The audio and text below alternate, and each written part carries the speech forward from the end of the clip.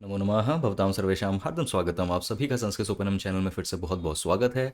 आशा करता हूँ कि आप सब अच्छे हैं, बढ़िया हैं। मैं भी एकदम ज़बरदस्त हूँ। और हमारी सुभाषितम से संस्कृतम सीरीज़ में आज ये फिफ्थ पांचवा सुभाषितम है जिसको आज हम देखेंगे। बहुत ही खूबसूरत सुभाषितम है। बहुत कुछ है इस सुभाषितम में सीखने के लिए। संधि नियमों में भी बहुत कुछ है सीखने को, और शब्द किस तरीके से बन रहे हैं, विभक्ति, शब्द रूप, तो बहुत कुछ है सीखने को। तो बिना कोई समय ज़ाया करे चलिए शुरुआत करते हैं आज के सुभाषितम की। तो आज हम पांचवें सुभाषितम में इस सुभाषितम को ले रहे हैं। इसको एक बार मैं बोल के आपको सुना देता हूँ। यस्तु संचरते देशान, यस्तु सेवेत पंडितान, तस्य विस्तारिता बुद्धिस्तैल बिंदु रिवाम्भसी। ठीक है, तो ये हमारा सुभाषितम है और ये उसका संधि विच्छेद वर्जन है। जो हम सबसे पहला स्टेप होता है संधि विच्छेद करते हैं, सारे शब्दों को अलग करके लिखते हैं, वो चीज़ यहाँ पे हो रही है। तो जैसे आप ये शब्द देखिए यस्तु, तो ये दो शब्दों से बना है, यह और तू। कोई इन दोनों के बीच में संधि नियम लग रहा है जिसकी वजह से ये जुड़ के यस्तु ऐसे हो जा रहे हैं। और ये तो फिर वही रिपीट है। और आप इस बड़े शब्द को देखिए, तो देखिए ये पूरा एक शब्द है हमारे संस्कृत के श्लोक में, बुद्धिस्तैल बिंदु रिवाम्भसी। लेकिन जब हम इसका संधि विच्छेद करते हैं तो हमें पता चलता है यहाँ पे चार शब्द हैं अलग अलग, बुद्धि ही, तैल बिंदु, इव अम्भसी। तो कोई संधि इन दो शब्दों के बीच में हो रही है जिसकी वजह से ये जुड़ के हो जा रहे हैं बुद्धिस तैल बिंदु।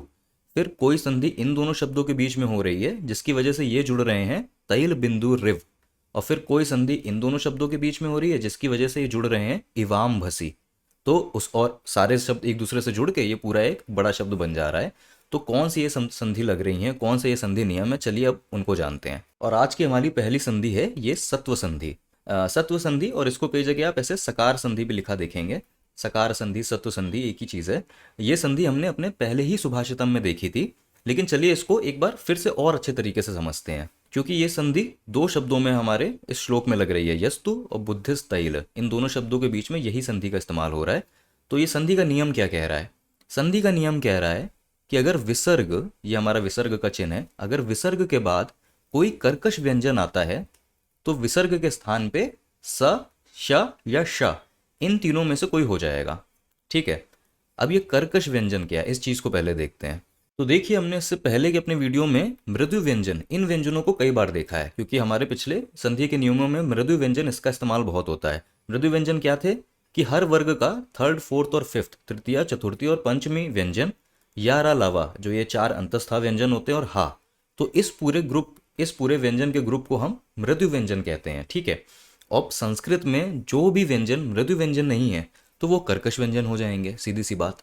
ठीक है, और इनको मृदु व्यंजन इसलिए एक्चुअली कहते हैं, मृदु का मतलब होता है सॉफ्ट। ठीक है, सॉफ्ट, कोमल। तो इनको मृदु व्यंजन इसलिए कहा जाता है कि इन व्यंजनों को जब हम उच्चारण करते हैं तो जो इन व्यंजनों की ध्वनि है वो ध्वनि थोड़ी सी कोमल है, थोड़ी सी सॉफ्ट है। जैसे या, र, ल, व, घ, और कोई और अगर ता वर्ग का आप कोई व्यंजन देखें, तीसरा, चौथा, पांचवा, तो ता था, इसको हटा के द, ध, न, तो ये सब व्यंजनों की ध्वनि थोड़ी सी मृदु होती है, थोड़ी सी सॉफ्ट होती है, कोमल होती है, इसलिए इनको मृदु व्यंजन कहा जाता है। इन व्यंजनों को हटा के जो व्यंजन बसते हैं वो कर्कश व्यंजन होते हैं, क्योंकि उनकी ध्वनि थोड़ी सी सुनने में खरी होती है, थोड़ी सी अखड़ती है हमारे कान में, इसलिए उनको कर्कश व्यंजन कह दिया गया। कर्कश भी कह सकते हैं, और इन कर्कश व्यंजन को कई जगह आप खर, खर व्यंजन इस नाम से भी देखेंगे, खर व्यंजन। जब हम माहेश्वर सूत्र के हिसाब से इन सब व्यंजनों को समझते हैं, माहेश्वर सूत्र क्या है, कभी इसके बारे में आगे हम बात करेंगे, तो उसमें ये खर व्यंजन ऐसे भी आप लिखते हैं, खरी। खैर, अब थोड़ा सा देखते हैं कि कर्कश व्यंजन फिर भी क्या है। तो कर्कश व्यंजन क्या है? हर वर्ग के जो पहले और दो, फर्स्ट और सेकंड जो व्यंजन है, क्योंकि थर्ड, फोर्थ, फिफ्थ व्यंजन हर वर्ग के तो मृदु व्यंजन में चले जाते हैं, तो हर वर्ग के जो पांच हमारे पास वर्ग हैं, का वर्ग, चा वर्ग, टा वर्ग, ता वर्ग, प वर्ग, तो इन सभी वर्ग के जो पहले दो व्यंजन हैं, तो क, ख, च, छ, ट, ठ, त, थ, प, फ, ठीक है, तो हर वर्ग के जो ये पहले और दूसरे व्यंजन होते हैं वो सब कर्कश व्यंजन में आते हैं।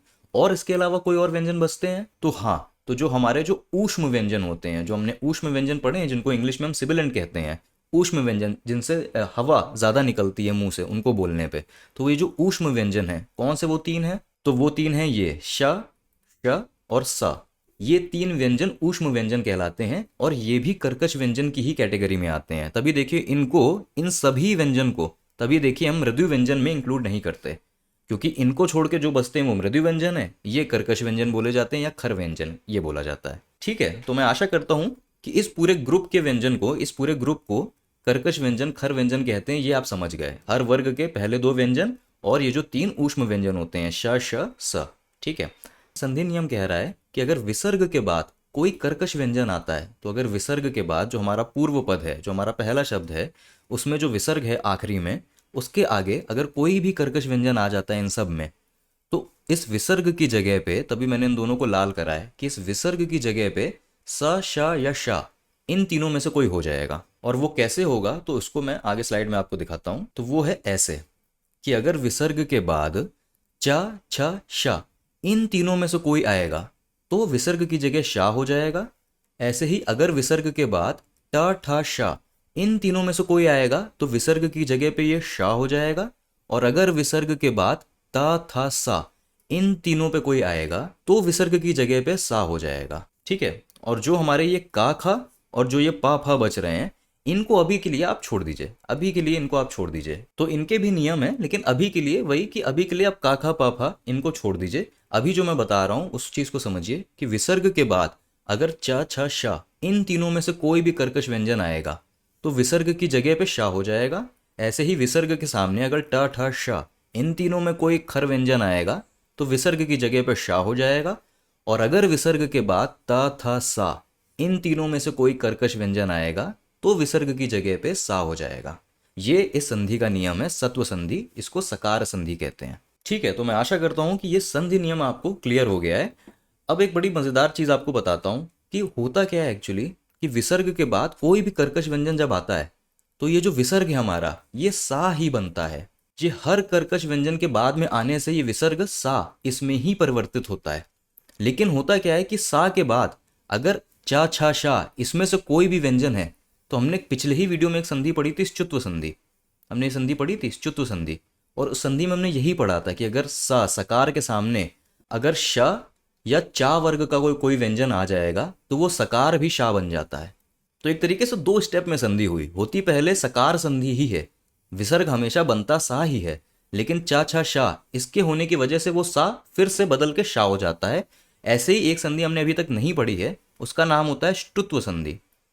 तो ये ष्टुत्व संधि के चलते भी यही होता है कि विसर्ग के सामने अगर टा, ठा, शा इसमें से कोई भी कर्कश व्यंजन आ जाए तो फर्क नहीं पड़ता, विसर्ग बदलता पहले सा में ही है, हमेशा वो सा में ही बदलता है पहले। लेकिन एक और संधि है जिसका नियम कहता है कि अगर सा के सामने टा वर्ग का कोई व्यंजन या शा आ जाए तो सा फिर से बदल के शा हो जाता है। तो देखिए एंड रिजल्ट हमारा फिर विसर्ग बदल के सीधे शा, ये हमारा एंड रिजल्ट हो जाता है। क्योंकि यहाँ पे भी 2 स्टेप में संधि लग जाती है, पहले सकार संधि ही होती है, लेकिन सकार संधि होने के बाद ये ष्टुत्व संधि अलग से लग जाती है, जिसकी वजह से सा बदल के शा हो जाता है। ठीक है। तो ऐसे संधि के नियम चलते हैं, एक बाय स्टेप चलते हैं। देखिए जो मैंने बोला हो सकता है वो चीज़ अभी पूरी तरीके समझ में ना आए हो, क्योंकि नियम को पढ़ना एक अलग चीज़ होती है और नियम का अभ्यास करके समझना वो एक अलग चीज़ होती है। तो रूल पढ़ के याद रखना ही कठिन होता है, ये नहीं आता है। जैसे जैसे हम अभ्यास करते हैं ये सारी चीज़ें हमें समझ में आ जाती हैं। मैंने इसलिए आपको बता दिया कि एक जानकारी रहे आपके पास, आपको ये ना लगे कि कोई सा बनता है, कोई शा बनता है, कोई शा बनता है, क्यों ऐसा हो रहा है। तो वो मैंने बताया ऐसा इसीलिए हो रहा है क्योंकि सब संधि के ही नियम से हो रहा है। अब हो सकता है कि एक संधि होने के बाद कोई दूसरी संधि भी हो सकती है, तो वो भी हो जाती है, जिसकी वजह से सकार बदल के कभी शा हो जाता है, कभी शा हो जाता है। और वही चीज़ हमने अपने इस सत्व संधि के नियम में देखी। तो जब हमने पहले वीडियो के सुभाषितम में सकार संधि को पढ़ा था तो मैं इतना कुछ आपको बताना नहीं चाहता था, क्योंकि तब तक हमने च्युत्व संधि को देखा भी नहीं था।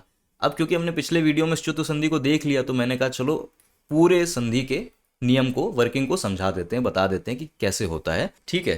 तो आशा करता हूँ कुछ समझ में आया, और अगर नहीं भी समझ में आया जो हमने बात बोला, फिर से एक बार वीडियो का सेक्शन देख लीजिएगा। उसके बावजूद भी मुख्य चीज़ जो आपको समझने की ज़रूरत है वो है ये कि विसर्ग के बाद अगर ता, था, सा इन तीनों में कोई भी कर्कश व्यंजन आएगा तो विसर्ग सा बन जाएगा। विसर्ग के बाद अगर च, छ, श इसमें से कुछ आएगा तो विसर्ग शा बन जाएगा। और विसर्ग के बाद अगर ट, ठ, श आएगा तो विसर्ग बदल के शा बन जाएगा। बस ये आपको टेबल, ये आपको चीज़ याद रखनी है। ठीक है। तो अब हमने नियम समझ लिया, अब देखते हैं हमारे श्लोक में इस नियम का इस्तेमाल कहाँ पे हो रहा है। और हमारे सुभाषितम का जो पहला ही शब्द है यस्तु, यस्तु में यही नियम लग रहा है। कैसे? तो यस्तु बना है 2 शब्द से, यह और तू। मतलब इनका क्या है वो आगे हम देखेंगे जब व्याख्या करेंगे। यह और तू ये 2 शब्द हैं। य के अंत में विसर्ग है और तू की शुरुआत तो ता से हो रही है, तो विसर्ग के आगे अगर ता आ जाएगा तो विसर्ग की जगह सा आ जाता है, यही हमने नियम में पढ़ा। तो ये पूरा शब्द जुड़ के बन जाएगा यस्तु। यस्तु ये बन जाएगा। देखिए हुआ क्या, बस विसर्ग की जगह सा आ गया, तो यह तू जुड़ के हो गया यस्तु।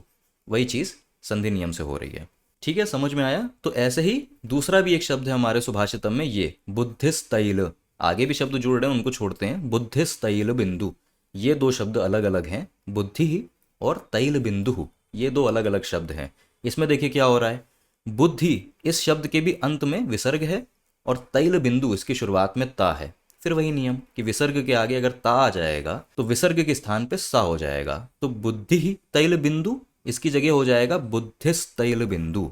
विसर्ग की जगह ये आधा सा आ जाएगा, बुद्धिस तैल बिंदु। इस तरीके से ये दो शब्द इस सत्व संधि के चलते एक ये शब्द बन जा रहे हैं, बुद्धिस तैल बिंदु। ठीक है, ये इस्तेमाल होता है इस संधि के नियम का। जो मैंने आपको बात बताई कि विसर्ग के बाद अगर चा छा शाह है तो वो सा की जगह शाह बन जाएंगे, वो सब चीज़ें तो वो भी बड़ी आम तौर से हम देखते हैं। तो जैसे भागवत गीता ही का ही जो प्रथम श्लोक है, धर्म क्षेत्रे कुरुक्षेत्रे समवेता युयुत्सव माम का पांडवाश्चैव, पांडवा और उसके बाद चा है, माम का पांडवाश्च। पांडवाश्च क्यों पांडवाश्च हो रहा है, क्योंकि पांडवा और चा ये दो शब्द हैं। विसर्ग के बाद देखिए यहाँ पे चा आ रहा है, तो विसर्ग की जगह हो जाएगा शाह, और इसीलिए बोलते हैं माम का पांडवाश्च। तो विसर्ग के सामने चा आने से वो शाह हो जा रहा है। तो खैर ये हमारी पहली संधि थी। अब जो बाकी दो संधि हैं वो भी इसी बुद्धिस्तैल बिंदु रिवाम्भसी इसी एक शब्द में लग रही हैं। तो इस शब्द को जो हमने अभी तक ये शब्द बना लिया, बुद्धि और तैल बिंदु को जोड़ के जो हमने एक शब्द बना लिया बुद्धिस्तैल बिंदु, इस शब्द को थोड़ा ध्यान रखिएगा और आगे अब संधि में चलते हैं। अब हमारी दूसरी संधि जो सुभाषितम में इस्तेमाल हो रही है वो है रुत्व संधि। इस संधि को हमने भी पहले सुभाषितम में संधि को भी देखा है, रुत्व संधि। गुरुर ब्रह्मा गुरुर विष्णु गुरुर्देवो महेश्वरः, उस श्लोक में भी उस मंत्र में भी इस संधि का इस्तेमाल होता है, रुत्व संधि।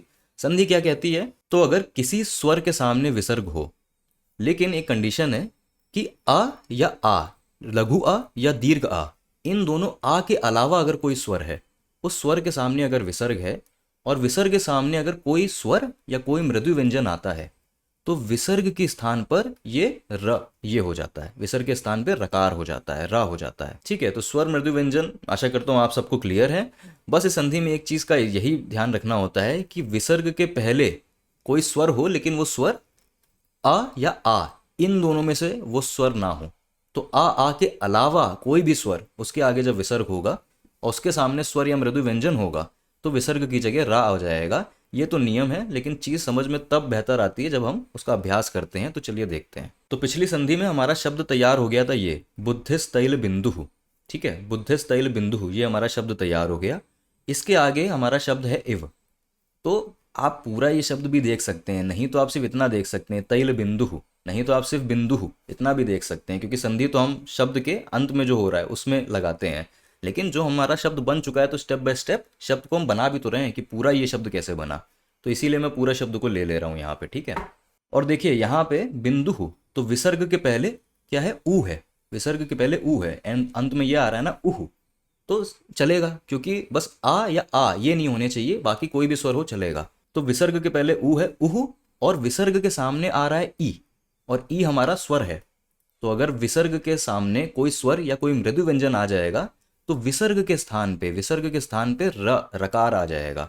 तो ये रकार इस इव के साथ जुड़ के हो जाएगा रिव, बुद्धिस्तैल बिंदु रिव, ये शब्द बन जाएगा। तो देखिए जहां पे विसर्ग था बिंदु, तो विसर्ग की जगह पे ये रा आ गया विसर्ग की जगह पे, कि बिंदु इव ये जुड़ के हो जाते हैं बिंदु रिव, विसर्ग की जगह रा आ जाता है, ऋतु संधि। यही हमने उस वीडियो में गुरुर ब्रह्मा गुरुर विष्णु इस श्लोक में भी देखी थी, गुरुहु ब्रह्मा। तो गुरुहु ब्रह्मा जब जुड़ते हैं तो हो जाता है गुरुर ब्रह्मा, विसर्ग की जगह रा हो जाता है, गुरुर ब्रह्मा गुरुर विष्णु गुरुर्देवो महेश्वरा। तो वही चीज है ऋतु संधि। ठीक है, और देखिए अब हमारा शब्द बन गया है बुद्धिस्तैल बिंदु रिव। ठीक है, अब एक आखिरी संधि और हो रही है, वो है सिंपल सी दीर्घ संधि। तो दीर्घ संधि क्या कहती है कि किसी भी तरह के आ के सामने कोई भी तरीके का आ जाए, कोई भी तरीके का मतलब कि या तो लघु आ होगा या दीर्घ आ होगा, ह्रस्व और दीर्घ। तो आ के सामने अगर आ गया, कहने की बात है, तो उन दोनों की जगह पे हमेशा उसका दीर्घ रूप ही होगा, वो दीर्घ संधि होती है, सीधी सी बात है। ठीक है, ये संधि को समझना बड़ा आसान है, हमने पहले भी सुभाषितम में इसके उदाहरण देखे हैं। सीधे चलिए देखते हैं कि हमारे श्लोक में ये संधि कहाँ कैसे इस्तेमाल हो रही है। तो पिछले दो संधि को इस्तेमाल करके अब हमारा शब्द तैयार हो गया है, ये बुद्धिस्तैल बिंदु रिव। और अब हमारा एक शब्द है अम्भसी, ये शब्द है। तो देखिए अब क्या हो रहा है कि ये जो हमारा शब्द है इसके अंत में आ है, ठीक है, बुद्धिस्तैल बिंदु रिव, इसके अंत में वा में हलंत लगाएंगे तो आ का स्वर छुपा हुआ है वा में, तो ये आ है। और अम्भसी की शुरुआत भी आ से हो रही है। तो संधि क्या कहती है कि कोई भी आ एक दूसरे के सामने आ जाए, उन दोनों की जगह पे हमेशा उसका दीर्घ रूप ही होगा। और वही चीज़ हो रही है कि इन दो आ की जगह एक दीर्घ आ जा रहा है। पूरा शब्द जुड़ के क्या बन जा रहा है, बुद्धिस्तैल बिंदु रिवाम्भसी, रिवाम्भसी, ये पूरा शब्द तैयार हो जा रहा है इससे। ठीक है, बिंदु रिव अम्भसी जुड़ रहे हैं दीर्घ संधि की वजह से, बिंदु रिवाम्भसी ये हो जा रहा है।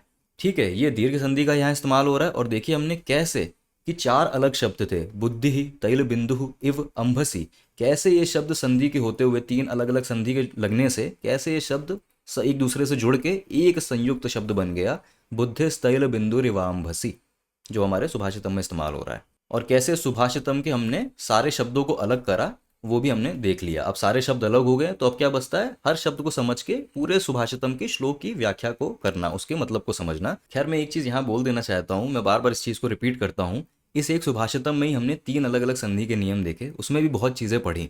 हो सकता है ये सारी चीज़ें एक साथ पढ़ के आपको लगे कि अरे ये बहुत ज़्यादा नहीं याद हो रहा है, लेकिन याद करना ही नहीं है आपको, बस संस्कृत का अभ्यास करते रहना है अलग अलग श्लोक में।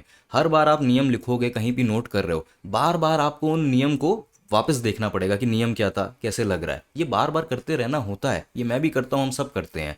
एक समय ऐसा आता है कि धीरे धीरे इतना अभ्यास हो जाता है कि सब हमें याद हो जाता है। तो नियम बहुत हैं, परेशान मत होइएगा। नियम हमने देखा और नियम कैसे लग रहा है वो भी हमने देखा। अगर उस नियम को लगते देख आप समझ गए हैं कि नियम कैसे इस्तेमाल हो रहा है, वही काफ़ी है, बस उतना ही काफ़ी है। ये सब चीज़ें याद होना, एक नए टेक्स्ट को एक कोई हमने अलग सा संस्कृत का श्लोक लिया उसमें हम इस चीज़ को देख पाएँ, ये सब चीज़ें अभ्यास से और समय से ही आती हैं। तो परेशान मत होइएगा, जो मैं दिखा रहा हूँ बस उसको देखिए, समझ में आ जाए बहुत बढ़िया है, बस वही उद्देश्य है इस वीडियो का। खैर ये हमने सारे संधि नियमों को समझा। क्योंकि वीडियो थोड़ा सा ज़्यादा लंबा हो जाएगा, आगे भी बहुत चीज़ें अच्छी इंटरेस्टिंग चीज़ें सीखने के लिए, तो मैं फिर वही इस वीडियो को एक इस भाग में बांटूंगा। जो इसका व्याख्या आएगी वो इसके सेकंड पार्ट में आएगी, तो सेकंड पार्ट वीडियो को ज़रूर देखिएगा, उसमें भी बहुत कमाल की चीज़ें, मज़ा आएगी सीखने में। संधि नियम में अगर कुछ डाउट है तो वीडियो को फिर से देख लीजिए, नहीं तो भरोसा रखिए ये चीज़ें अभ्यास के साथ आसान हो जाती हैं। तो यही बात है। खैर मैं आपको इसके व्याख्या अगले वीडियो में मिलूंगा, तब तक के लिए विदा लेता हूँ। वयम पुनः मिलामः। धन्यवाद।